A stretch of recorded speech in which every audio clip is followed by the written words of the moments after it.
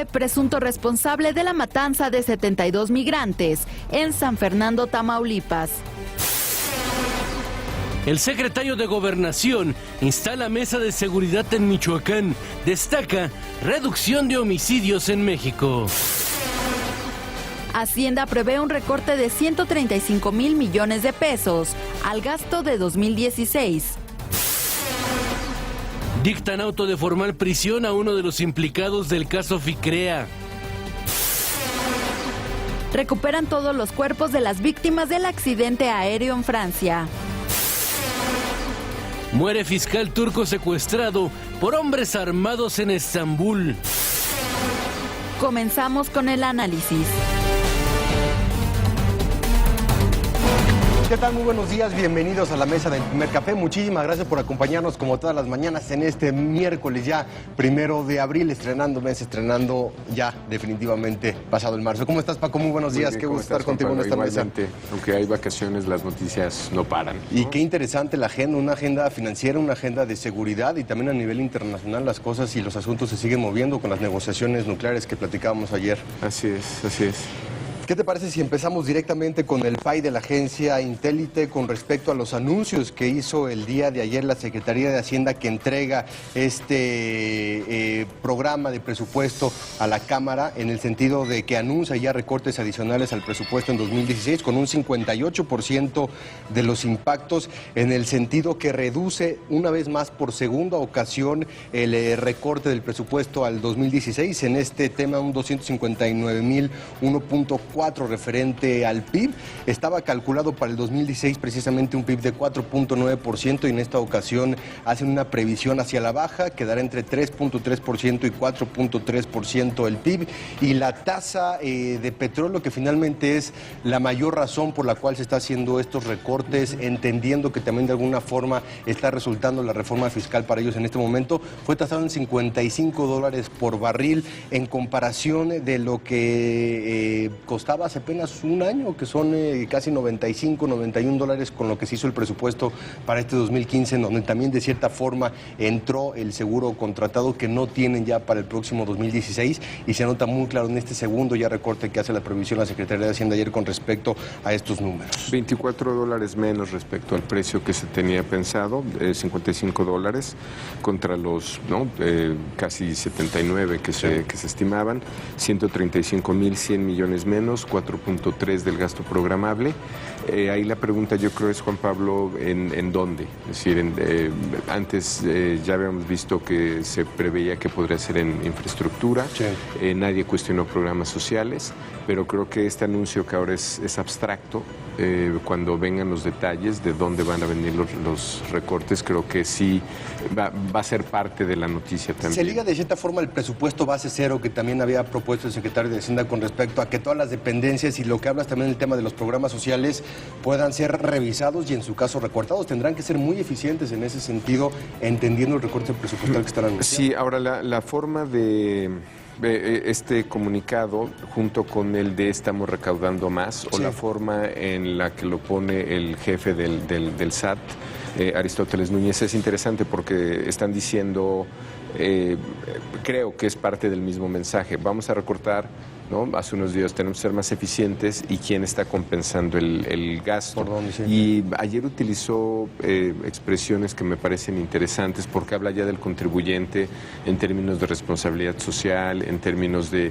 un discurso que en México no utilizamos mucho, pero creo que en esta situación viene muy al caso, ¿no? Tu obligación fiscal como un acto de ponerle a la bolsa donde está el dinero de todos. Sí. Y entonces meter el tema fiscal ahora como parte de la solución, responsabilidad, me parece que es un buen mensaje, me parece que está bien, es decir, porque son temas que no solemos tocar, el tema tanto de desde evasión hasta esto que llaman en inglés los loopholes, que son los hoyos fiscales, los vacíos, los ¿no? vacíos por donde se te ve el dinero. Ayer creo que el discurso de Aristóteles o su conferencia de prensa fue muy amigable, muy casi de agradecimiento, y me parece que está bien también, porque hay que reconocer a los contribuyentes, ¿no? Y en tono también con la responsabilidad que anuncia el gobierno del secretario de Hacienda en ese sentido, es decir, estos recortes y este presupuesto que se está planteando para el 2016, independientemente de que las expectativas no son buenas, entendiendo el contexto internacional, sí habla de una responsabilidad por parte del tema fiscal o de la parte fiscal actualmente del gobierno, entendiendo que vienen momentos difíciles y sobre todo que los ingresos ya no son los mismos. Exacto, habló del nivel de cumplimiento y de las devoluciones que vienen y bueno, de la declaración que hay que hacer para finales de abril. Me parece que comunicativamente están enlazando bien los temas. Es decir, tenemos digamos, para nadie es buenas noticias que va a haber un recorte, pero el ya decir cómo lo vamos a compensar y casi agradecer al contribuyente que sea el que está rescatando la recaudación, me parece que es buena comunicación. En un segundo tema, Juan Pablo, tenemos el secretario de Gobernación instala mesa de seguridad. Me parece interesante dónde lo hace, muy simbólico, ciudad de Apatzingán, hace un recuento de los últimos 10 años de lo que ha pasado no solamente en Michoacán, sino en este lugar. Interesante también que lo diga un día después de que el propio presidente habló de números duros, de aprehensiones concretas. De credibilidad en el tema de seguridad. Llama, creo que por primera vez, a los delincuentes por su nombre. Esta es una comunicación que creo que hay que analizar. Y sí, la veo coordinada con lo que dijo el presidente.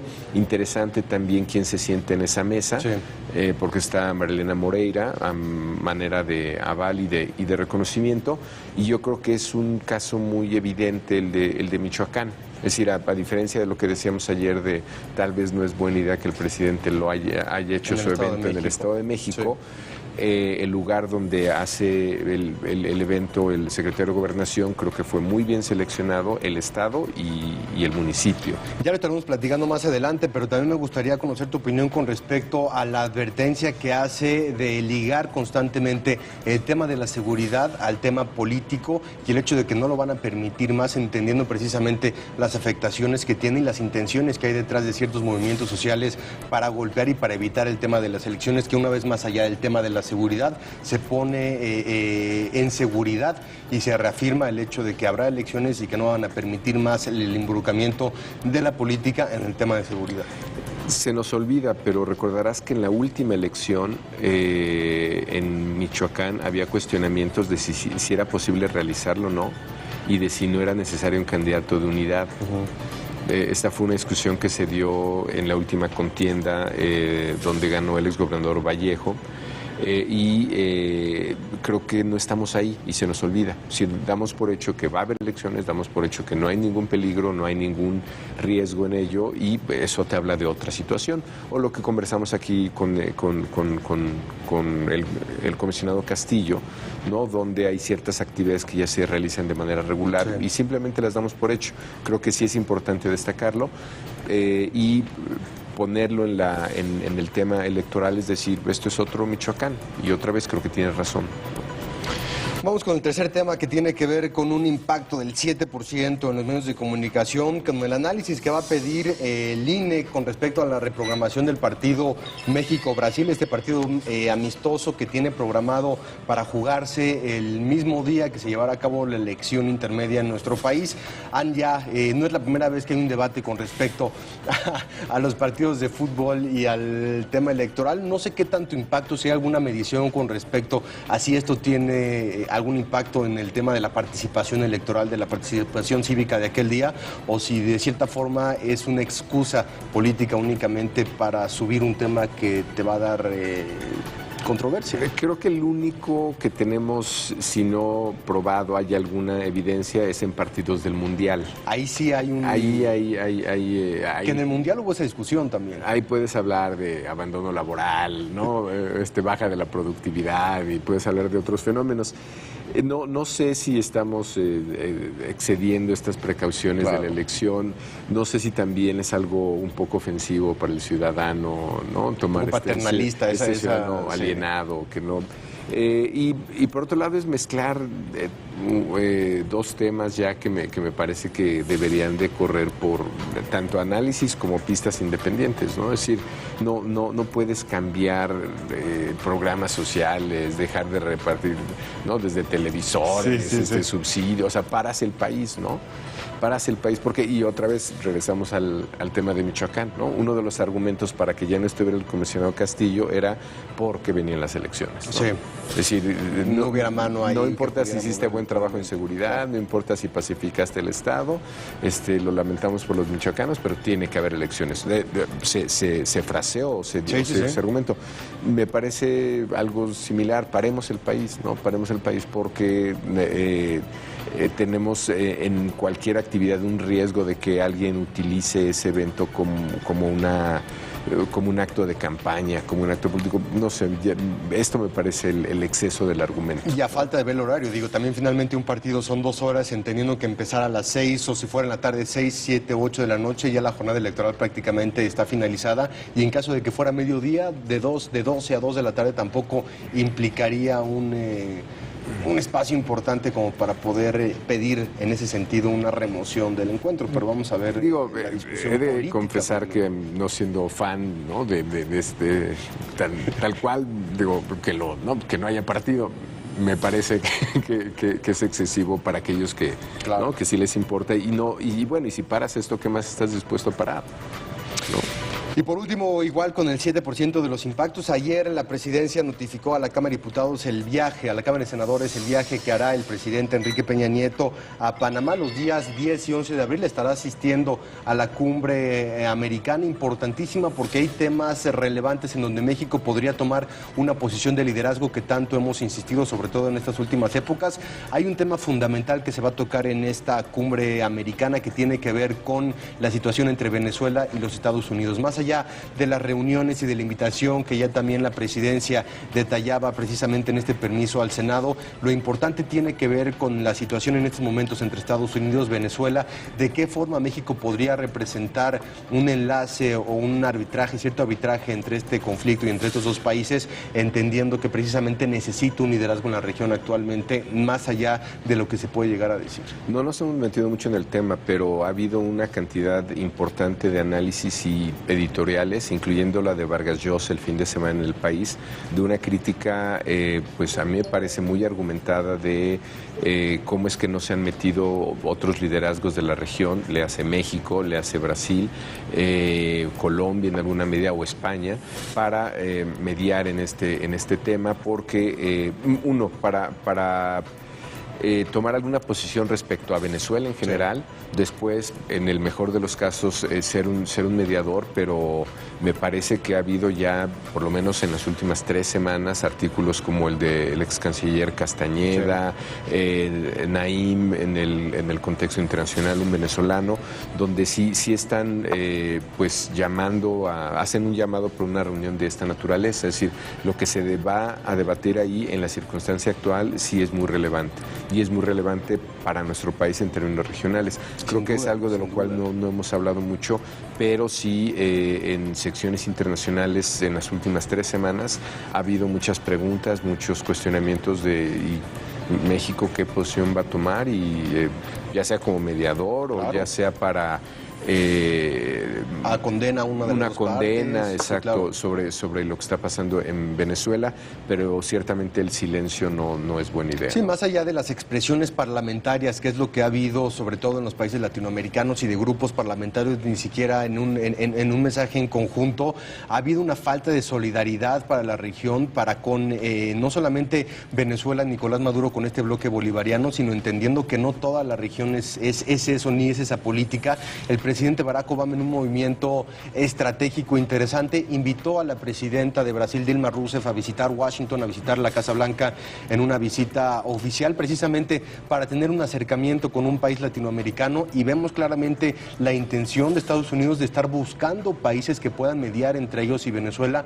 Brasil es una opción y México no se ha clarificado como una opción para Estados Unidos. No vemos este tipo de reuniones diplomáticas entre cancilleres donde se pueda planear una estrategia con miras precisamente a esta reunión americana, que va a ser importantísima. Es la primera vez que se va a reunir el presidente Barack Obama y el presidente Nicolás Maduro después de este decreto de amenaza de seguridad nacional que hizo Estados Unidos a Venezuela. Me parece, como lo dices, un tema fundamental, importantísimo para la región, y ojalá que México pueda tomar un papel de liderazgo, un papel de protagonismo, que buena falta le hace si quiere precisamente este México global, como lo ha estado planteando el actual canciller, y la intención que tienen también de recuperar no solamente el liderazgo a nivel económico, sino también a nivel diplomático. Sí, y ya hay nuevamente muchos ojos puestos en qué va a decir el presidente, en qué términos va a ser, y bueno, incluso la galería de fotografías hay que ponerle atención, porque también dicen mucho, ¿no?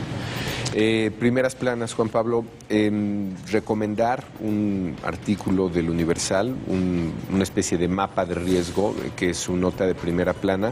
Advierten 5 escenarios de riesgo en Guerrero, y en páginas interiores ponen un cuadro muy interesante de cuáles son las fuerzas que están hoy día actuando en el Estado, dónde está la fuerza, quién las concentra, cómo se han activado.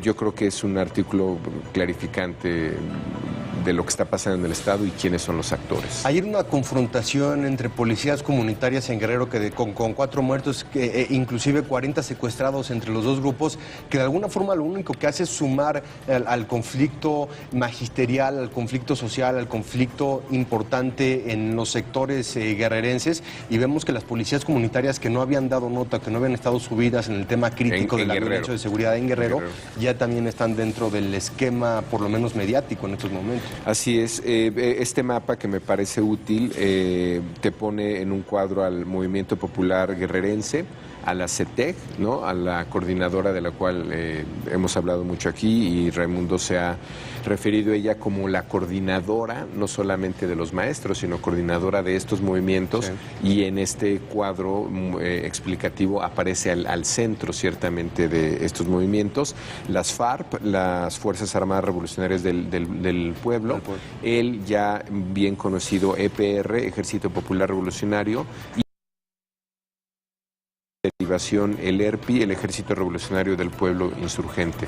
Nada, me parece muy clarificante, son nombres que estamos escuchando cada vez más, de hecho son nombres con los cuales yo creo que la opinión pública ya se tiene que familiarizar, es decir, para entender qué es lo que está sucediendo, para entender por qué son tan fuertes estas movilizaciones, por qué tienen tanta convocatoria, cuál es el interés de cada uno de estos grupos. Yo creo que nombres como la CETEG, el EPR, el ERPI, que antes eran términos o nombres conocidos entre gente que sabía de movimientos sociales, guerrilla, hoy pasan a ser ya nombres relativamente comunes, o ya nos deberemos de familiarizar y entender mejor. Por la influencia y la acción. Por la influencia, porque si no, no entendemos Guerrero, si no, no entendemos qué pasa, ¿no? En la misma línea, la primera plana de Milenio, que también es un tema creo que mucho más delicado de lo que podemos alcanzar a ver. Dice literalmente: padres de los 43 piden que Narco apoye búsqueda. Primero yo lo veo como un cuestionamiento a capacidades del Estado, ¿no? Si el Estado no alcanza, si el Estado no puede, más allá del gobierno incluso, si el Estado no puede, entonces que nos ayude quien pueda. Las capacidades del crimen organizado, por otra parte. Y si fueron los rojos, pues vamos con los rojos, ¿no?, que es el nombre de esta banda criminal. Entonces sí es un cambio de posición, sí es un giro, que casi lo podría tomar como un mensaje, ¿no?, de alguien es decir, es cuestionar además la versión o el cierre del caso del ex procurador. Tiene muchas implicaciones. Y la credibilidad que puede llegar a tener un grupo del crimen organizado en comparación o a contrapunteo del tema del gobierno federal. Así es, pero además es una acción, pues, no que raye en lo ilegal, es ilegal, ¿no? O sea, finalmente estás recurriendo al crimen para solicitar información. Comprensible en muchos otros términos, ¿no? Pero creo que es un cambio de posición que bien a bien, no tengo idea hasta dónde llegue o qué implicaciones tenga, pero es un cambio de posición de los padres de familia, ¿no? Y como te mencionaba, al lado la foto de Aristóteles Núñez, que da este reajuste y el anuncio en 2012 del reajuste y lo que llama el apretón tributario, ¿no? Es decir, yo creo que las acciones del SAT en los últimos 2 años, desde que empezó esta administración, han sido muy notables, muy evidentes.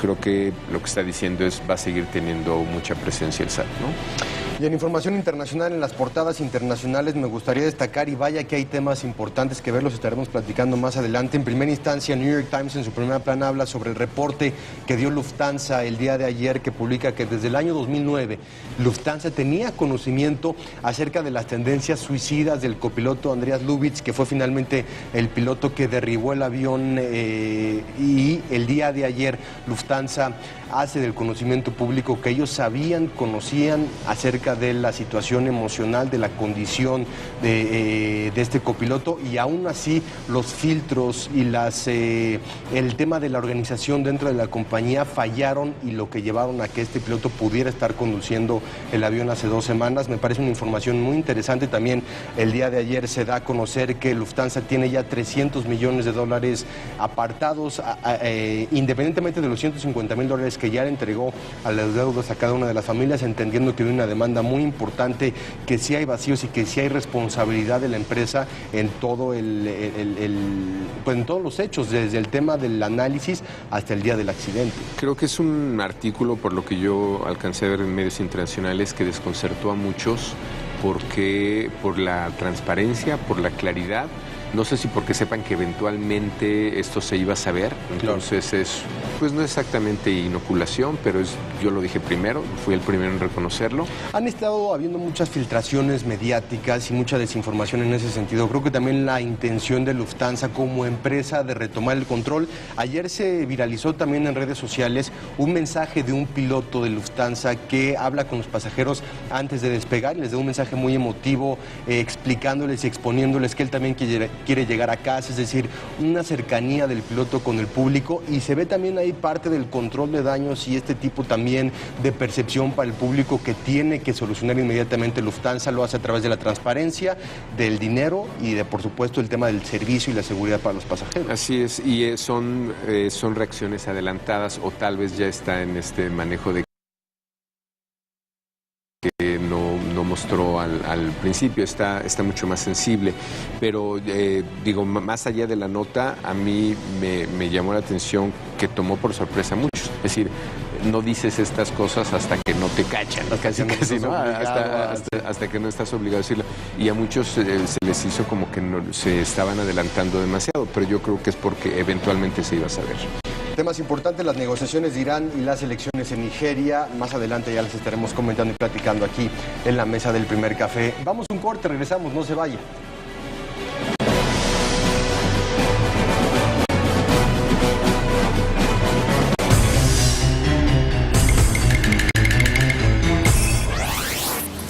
Avión transporta a unos 16 millones de pasajeros por año.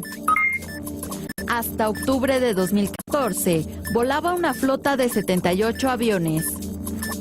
El dato útil para comentar en el café. En Proyecto 40, seguimos rompiendo esquemas. Se debe a que rompió clásicamente las reglas tradicionales. Es atreverse, y Proyecto 40 se atrevió.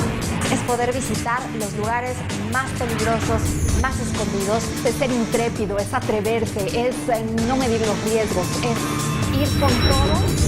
Proyecto 40, una televisión audaz. Soy Mónica Patiño y salvo vidas.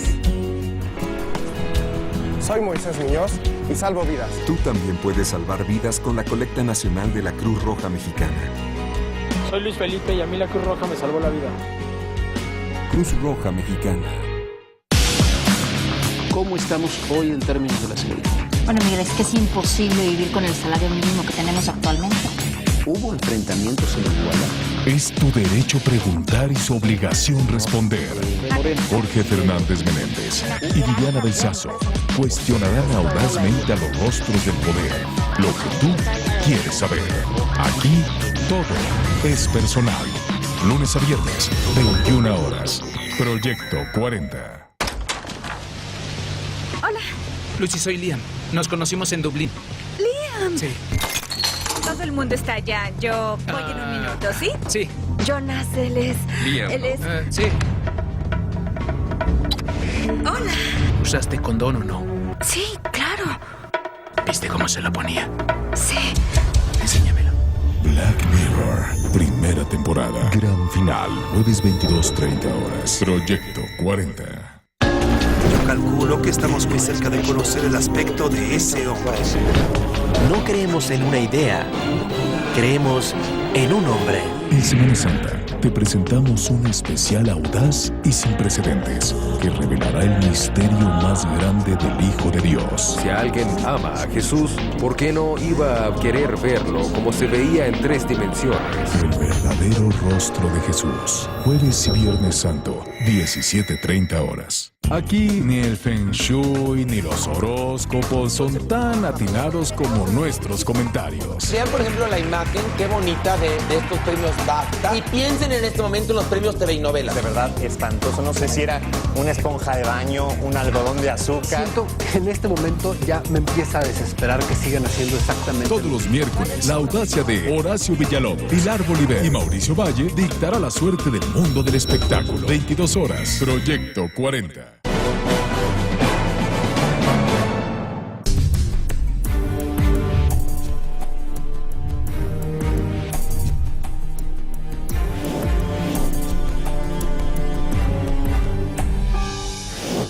Fue detenido uno de los presuntos implicados en la masacre de San Fernando, Tamaulipas. La Comisión Nacional de Seguridad informó a través de un comunicado que elementos de la Policía Federal capturaron a José Guadalupe Reyes Rivera, alias El Sasi, presunto integrante de los Zetas y probable responsable de la muerte de 72 migrantes en 2010. La dependencia detalló que la captura se realizó en un taller mecánico de la colonia Camino al Pueblo, en Ciudad Victoria. Esto en cumplimiento a una orden de aprehensión librada por el Juzgado Segundo de Distrito en materia de procesos penales federales de ese estado. El sospechoso fue trasladado al penal de máxima seguridad de Matamoros a disposición del juez de la causa. Por él, la Procuraduría General de la República ofrecía una recompensa de 5 millones de pesos.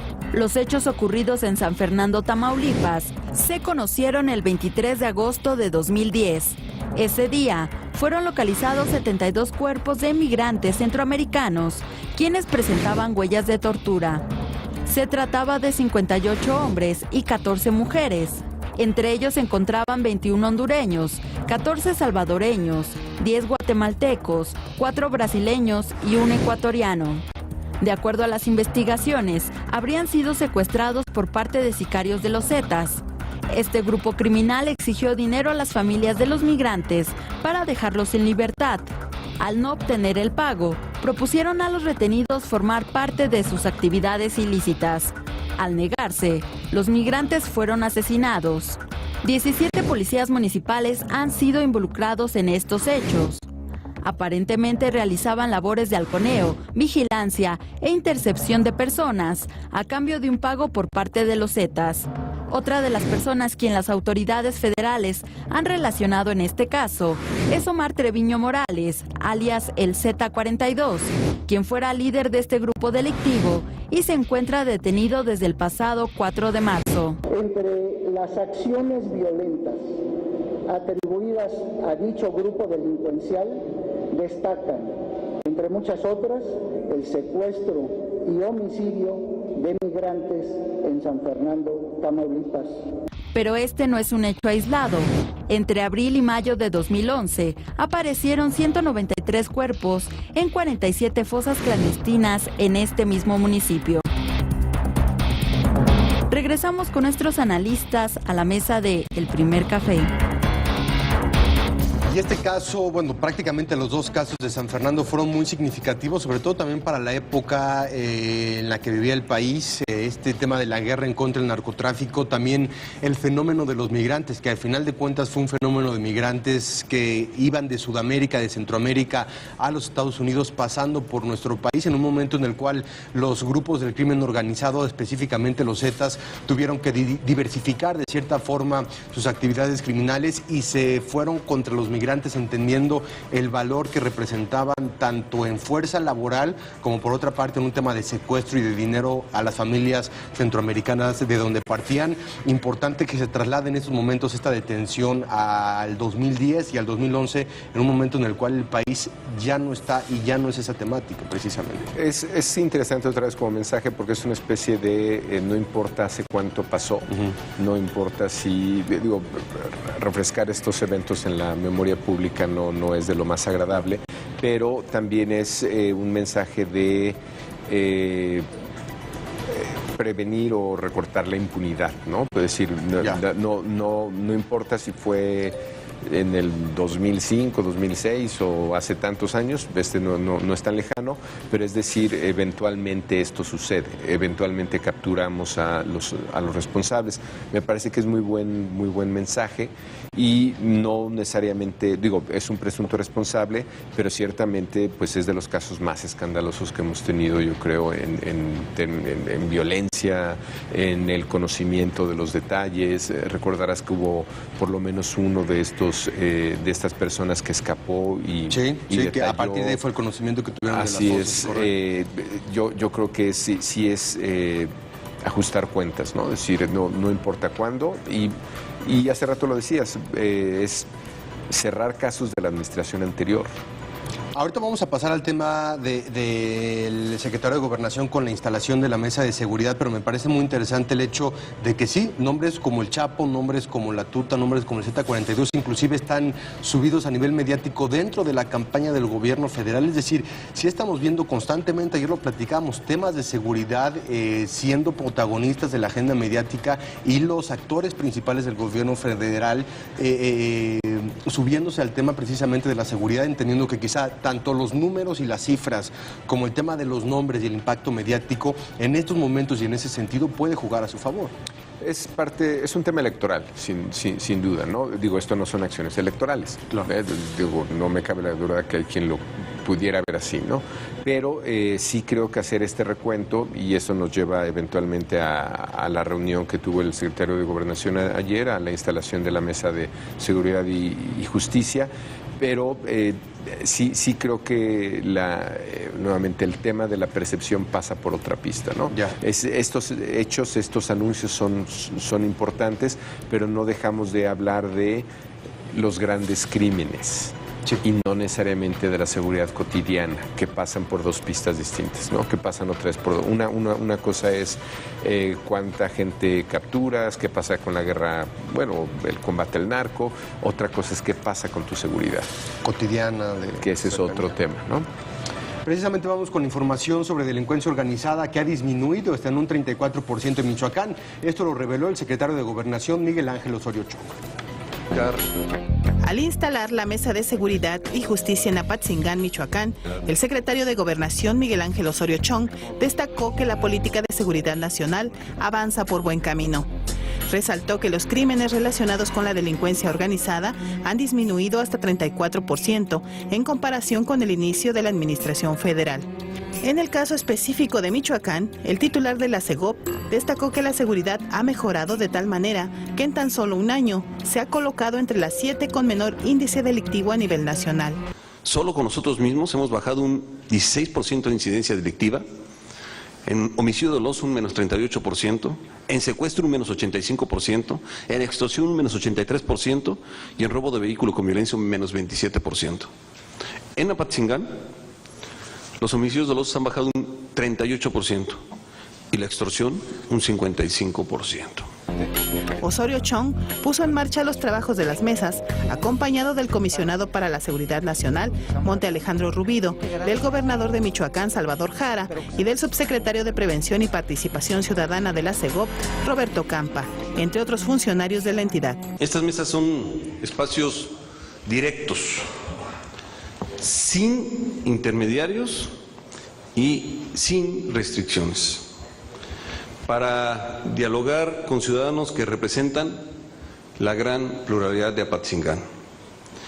No, como también se dijo aquí, se trata de resolver todo el día de hoy, sino de abrir este espacio de comunicación permanente en el que podamos trabajar de manera conjunta.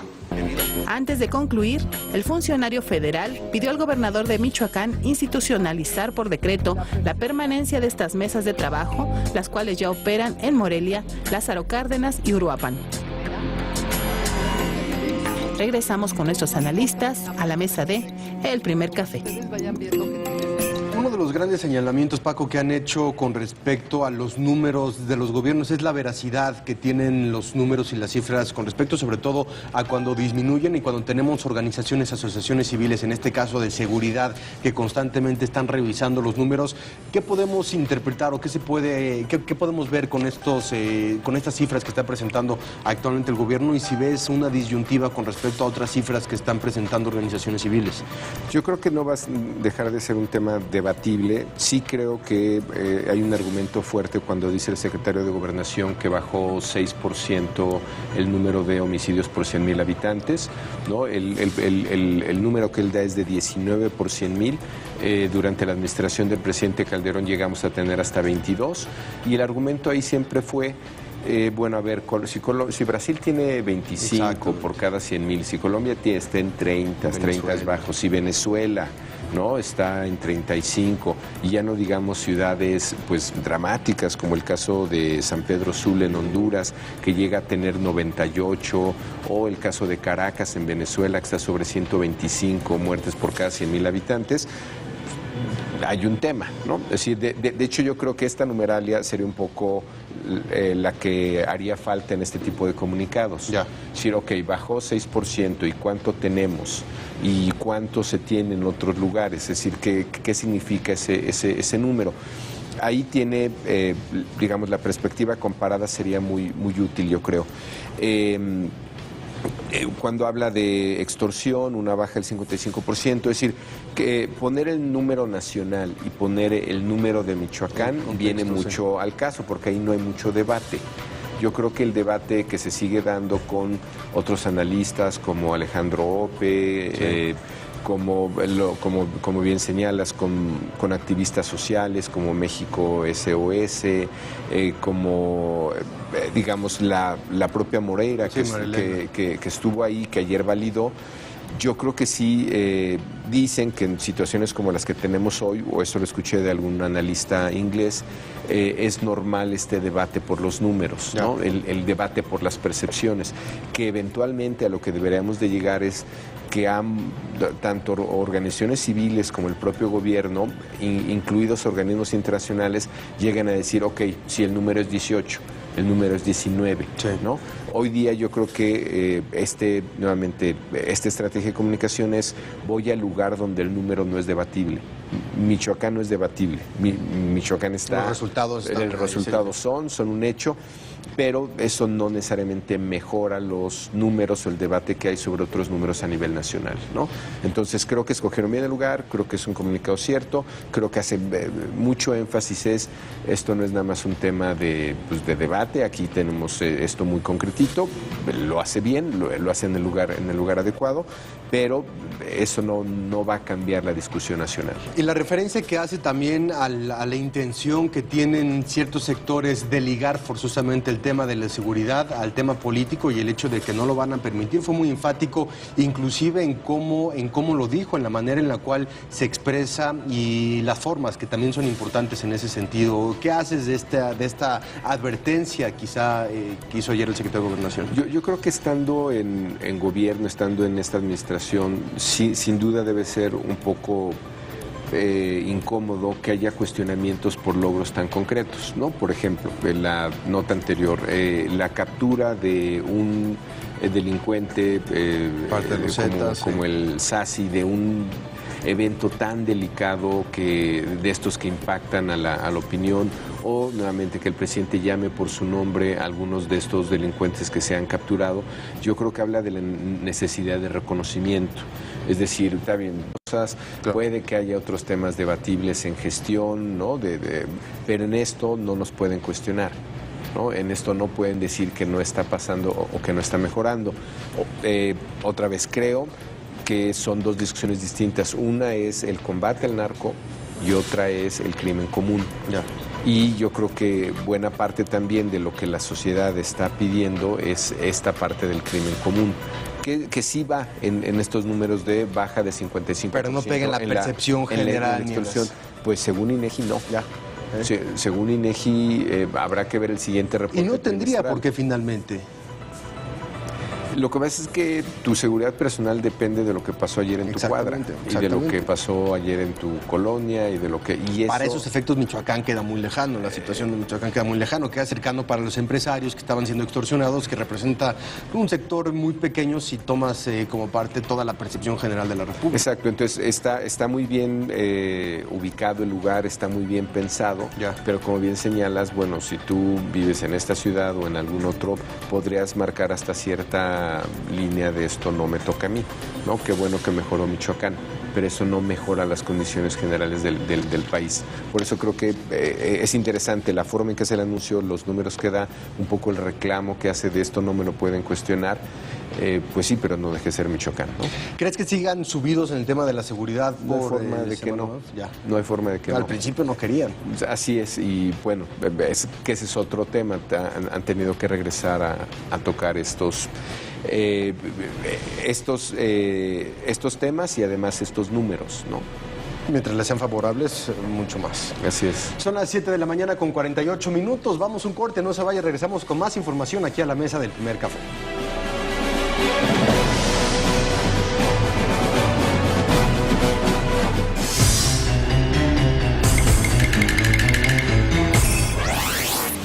Avión de Germanwings. El Airbus A320 es utilizado en vuelos de distancias cortas y medias desde 1988.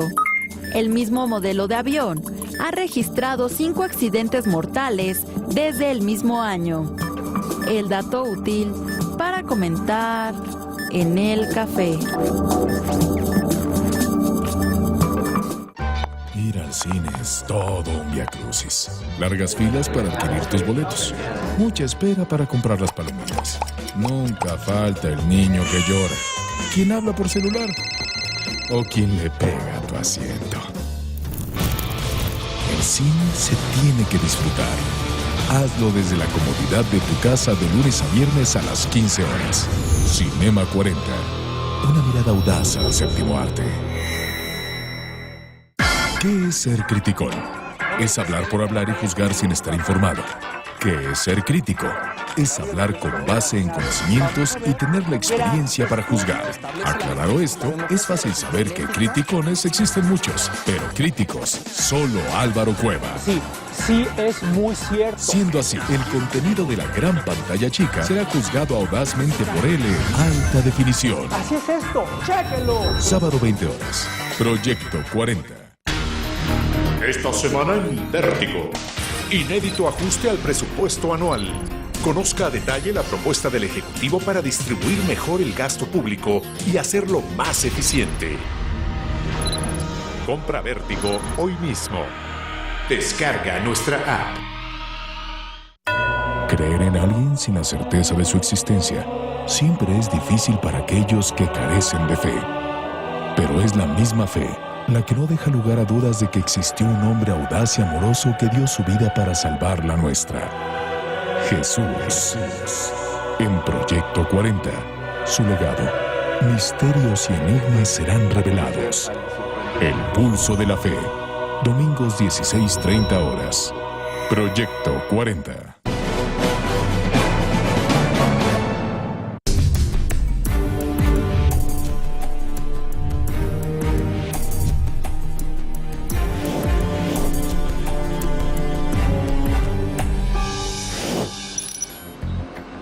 La Secretaría de Hacienda prevé un nuevo ajuste al presupuesto del próximo año. De acuerdo al documento Precriterios de Política Económica, para 2016 se contempla un recorte de 135,000 millones de pesos debido a los bajos precios del petróleo. La dependencia refiere que el ajuste es superior en 8.8% al recorte de 124,000 millones de pesos que anteriormente había anunciado. Ante el escenario internacional, el gobierno también comenzó a trabajar en un presupuesto base cero, es decir, que no toma en cuenta el gasto de años anteriores. Hacienda detalló que para elaborar el presupuesto de 2016 se analizarán todos los rubros específicos del gasto público. Expone que la reforma hacendaria y las medidas preventivas adoptadas permiten que la trayectoria del ajuste fiscal sea gradual al mantener el manejo responsable de las finanzas públicas y la estabilidad macroeconómica. Por eso estima un crecimiento económico de entre 3 y 4.3% para el próximo año. Una cifra ligeramente superior al rango de entre 3.2 y 4.2% contemplado para 2015. También espera que el precio promedio de la mezcla mexicana de exportación sea de $55 por barril, con una producción de 2.4 millones de barriles por día. En cuanto a la inflación, prevé que se ubique en 3% anual, justo en el objetivo del Banco de México. El documento entregado a la Cámara de Diputados es un anticipo del proyecto presupuestario que el gobierno federal entregará en septiembre al Congreso de la Unión. Regresamos con nuestros analistas a la mesa de El Primer Café. El segundo recorte, ya un segundo recorte como lo escuchábamos, superior al 8.8%, 124,000 millones de pesos, es decir, el presupuesto general, el presupuesto total está más o menos en 7.4 billones de pesos, si no me recuerdo. No es una implicación importante si lo vemos en ese sentido, es decir, es de 7.4 a 7.3 billones de pesos el total del presupuesto, no es marcado ni es en ese sentido tan importante, sin embargo, siendo el segundo recorte, entendiendo el contexto internacional que viene, dependemos mucho de lo que ocurre en Grecia, con el rescate o no en Grecia, dependemos mucho de lo que ocurre en Yemen con este conflicto a nivel energético. Pero es más coyuntural, ¿no? Coyuntural en el sentido del petróleo, es decir, un barril de petróleo, si lo estás considerando $55, si termina el año en 70 o 60 y altos, que algunos analistas afirman que en caso de que el conflicto estalle, esto puede volver a elevar los precios de los energéticos, entonces tendrías implicaciones, como dices, sí, indirectas. Y por último, también el tema de Estados Unidos, el fortalecimiento económico que vaya teniendo Estados Unidos, inevitablemente tendrá que ir ligado a la economía mexicana. Como pocas veces dependemos de variables no ponderables, ¿no? Es decir, dependemos de... Y que te habla, supongo que también de lo inestable del contexto internacional. Es decir, un tema que probablemente hace un año no estaba era Grecia, ¿no? Pero ya olvídate del petróleo. Pero como siempre dependemos del crecimiento de Estados Unidos. No sé, encuentro esos anuncios como muy previsores, muy preventivos y sobre todo sobre las partidas de los estados. Creo que es donde donde se va a sentir más. Y probablemente son las autoridades locales las que van a sentir más este recorte. Yo creo que por la forma en que está comunicado esto, da la impresión de que el gobierno federal se va a proteger. ¿Crees que a nivel de percepción puede impactar en la confianza estos anuncios que sí son anuncios de responsabilidad? Sin embargo, llevamos desde el mes de enero, desde el inicio del año, con constantes declaraciones con respecto a lo difícil que viene, no este año, sino en 2016, 2017. ¿Crees que de alguna forma puede impactar en la confianza o en la percepción económica de la economía en general? Yo creo que sin duda lo que sucede es que no es también como que el consumidor o el ciudadano promedio pueda tomar precauciones, ¿no? Simplemente o el ahorro o el dejar de gastar diciendo bien una... Yo creo que va a tener que reaccionar cuando venga. Es decir, el gobierno como consumidor, ¿no? De bienes generales, de servicios, pues es un activador de la economía. Lo que está diciendo este anuncio es que todos aquellos proveedores de gobierno que se prevengan, ¿no? porque va a haber, y en un anuncio previo recuerdas que iba a haber recortes en temas como consultoría, comunicación, infraestructura, ya había anuncios. Yo creo que esto necesita algo más concreto de dónde van a aplicar estos recortes. Por lo pronto lo que yo leo es que pues va a afectar las partidas de los estados, ¿no? Y eso pensarías que te va a llevar a recortes en programas locales y no necesariamente federales.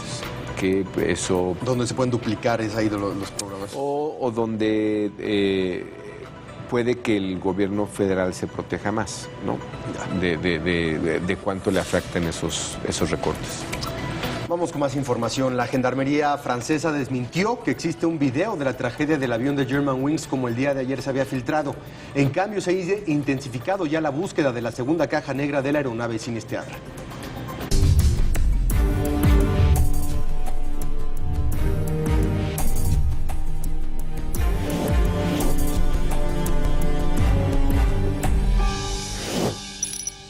Concluyó la recuperación de los restos de las víctimas del avión de Germanwings que se impactó hace más de una semana en los Alpes franceses. El presidente de Francia, François Hollande, confió en que esta misma semana sean identificadas todas las víctimas gracias a pruebas de ADN. Ahora las tareas de rescate se centran en recuperar los objetos personales de los pasajeros del accidente, así como en la búsqueda de la segunda caja negra. Consideran que contiene el registro de todos los parámetros del vuelo, con lo que se pretende completar la secuencia del accidente. De acuerdo con algunos medios informativos, en medio de los escombros se encontró un celular con un video que muestra imágenes y sonidos de los últimos segundos previos a la caída de la aeronave. En el video, que no se ha hecho público, pueden escucharse presuntamente los gritos de los pasajeros durante los instantes previos al impacto, conscientes de lo que iba a ocurrir. Se oye gritar "Dios mío" en diferentes idiomas. También, al menos en 3 ocasiones, golpes metálicos que confirman que el comandante del avión intentó abrir la puerta de la cabina con un objeto. Ya casi al final, los gritos se intensifican. Después, prevalece el silencio. Sin embargo, la aparición del supuesto video fue desmentido por la Gendarmería francesa. De hecho, la Fiscalía de ese país pidió a través de un comunicado a una agencia informativa que cualquier persona que tenga ese posible video en su poder lo haga llegar a las autoridades para ayudar en la investigación. Por otra parte, el consorcio asegurador del grupo Lufthansa, matriz de la aerolínea Germanwings, reservó $300 millones para indemnizar a los familiares de las víctimas. Regresamos con nuestros analistas a la mesa de El Primer Café. Nuevamente estas declaraciones de Lufthansa creo que son pues muy reveladoras y muy en alguna medida confirma que la responsabilidad va sobre la aerolínea, porque creo que de lo que impresionó más es que su historial de depresión fue durante su capacitación. Sí. Es decir, la suspende por 6 meses y declara de manera abierta que es porque había pasado por un periodo de depresión. Cuando él regresa a la empresa le hace muy claramente saber precisamente que tenía tendencias suicidas y que estaba siendo tratado a partir de estas tendencias. Yo creo que eso, veremos el desenlace o qué más se pueda documentar de esto, pero lo que ayer conversábamos con el capitán, el vocero del ASPA, sí. El presidente de ASPA, yo creo que debe ser muy incómodo ser piloto hoy día casi, ¿no? O lo que tienes que justificar, o lo que ya se mencionaba como un estigma que puedes llevar socialmente, ¿no? Es decir, también varios artículos y varios articulistas y el debate se está centrando en el tema de la depresión. No todas las personas que sufren de depresión necesariamente tienen tendencias suicidas. No todas las personas que sufren de depresión tienen que faltar al trabajo. No todas las personas que sufren de depresión podrían estar ligadas a una responsabilidad tan grande como si la tienen los pilotos, y por eso, como bien lo dices, el estigma y el debate se está yendo precisamente hacia el tema de la salud mental. ¿Qué responsabilidad tienes tú como individuo y qué responsabilidad tienen las empresas como tal en esta relación del secreto médico y de la privacidad de cada uno de los individuos, entendiendo que tienes, vuelvo a lo mismo, una responsabilidad mayor que quizá otros empleos en donde no tienen la vida de 150 personas en tus manos en un avión? No solo eso, sino este artículo que nos referíamos del New York Times sugiere que esto va a llevar eventualmente a una revisión de expedientes prácticamente de si no de todas las líneas, obliga a las líneas a hacer una revisión de aquí en adelante y hacia atrás. Y yo creo que esto puede afectar a gente que no necesariamente, ser depresivo no es ser suicida. Claro. Pero ante cualquier duda, ¿no? Imagínate que vuelva a pasar esto con cualquier otra aerolínea. La misma estigmatización que ocurrió después del 9/11, por ejemplo, con los viajeros musulmanes. Hoy en día cualquier viajero musulmán que parezca hacerlo levanta sospechas y genera dudas y tiene una mayor atención por parte del TSA. Estoy hablando de Estados Unidos, esta criminalización que ocurrió después del 9/11, es decir, de qué forma los accidentes de aeronaves, aeronáuticos, te pueden cambiar tanto homologaciones de seguridad como percepciones generales en el sentido del público. Sobre todo si se hace esta revisión de expedientes médicos, ¿no? Digo, esto es como una pregunta para el público. Imagínense que ustedes tuvieron un mal periodo, como es el expediente de este copiloto hace 6 años, ¿no? Porque esto fue en 2009, como lo que está documentado, y por eso tú ya no puedes conseguir un trabajo en 2015. Es un tema delicado, bueno, para reflexionar. Sin duda, si eres piloto, sí. Creo que no hay las aerolíneas no tienen opción. Entre el gremio, sin duda. Pero creo que sí es un tema que socialmente no está tan discutido, tan tratado, pero esto creo que nos va a abrir otros debates.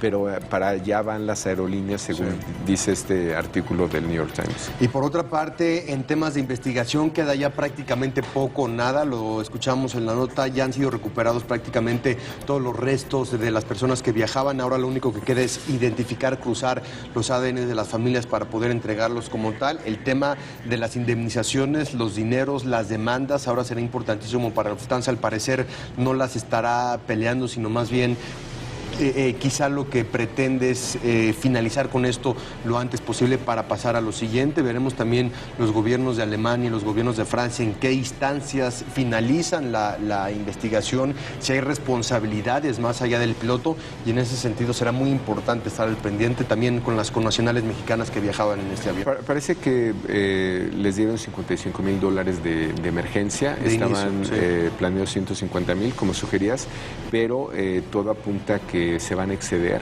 con mucho a las cantidades que el mínimo que el seguro les garantizaba como mínimo. Eran 150 pasajeros. Como un tema precautorio, pero eso no va a evitar que yo creo haya estas demandas que tanto temen y que, bueno, sí hay un daño ya de reputación innegable, ¿no? Creo que va a depender mucho de cómo reaccione. Pero esto ya va hacia temas genéricos de aerolíneas y pilotos. Nos vamos, Paco. Como siempre, un gusto estar contigo en esta mesa. Muchísimas gracias a ustedes por habernos acompañado. Lo esperamos mañana a las 7 en punto aquí en la mesa del Primer Café con más información. Que tengan excelente día. A nombre de todos los que trabajamos en este programa, muchas gracias.